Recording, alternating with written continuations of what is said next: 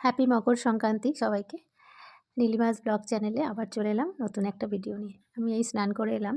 পুজোর জন্যে সব ফলমূল নিয়ে এসেছে হাসব্যান্ড। আমি এই পুজো করব। আজকে আমার হাড়ির লক্ষ্মী পুজো আছে। এই যে জোগাড় করছি। তোমাদের বাড়িতে কার কার হাড়ির লক্ষ্মী পুজো হয় আমাকে একটু জানাবে। তার মধ্যে আমি সকাল সকাল উঠে রান্নাবান্না সেরে নিয়েছি, স্নান করে পুজো করতে বসেছি।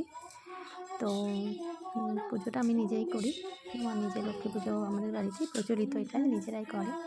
এই লক্ষ্মীর পাঁচালিটা একটু পরে নিচ্ছি। লক্ষ্মীর পাঁচালি ছাড়া তো পুজো সম্পন্ন হয় না, আমরা বাঙালিরা সবাই জানি। তো তাই লক্ষ্মীর পাঁচালিটা একটু পড়ছি। এক পুত্র দুই কন্যা লইয়া ব্রাহ্মণী বিধবা হইয়া কাঁদে দিবস যামিনী, অনাহারে অর্ধাহারে দিন কেটে যায় কন্যা। আমার পুজো করা হয়ে গেল। এরপর আমি একটু বেরিয়ে পড়বো। দেখো আমি রেডি হয়ে গেছি।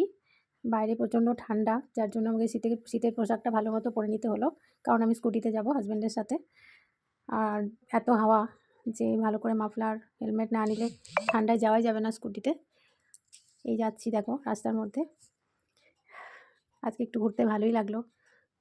উত্তম কুমারের ওই গানটা মনে পড়ে যাচ্ছিল, এই পথ যদি না শেষ হয় তবে কেমন হতো তুমি বলো তো। এই করতে করতে আমি চলে গেলাম রাস্তায়। এরপর আমরা কেক টেক কিনে বাড়ি ফিরলাম। টাটা বন্ধুরা, আবার আসছি নতুন ভিডিও।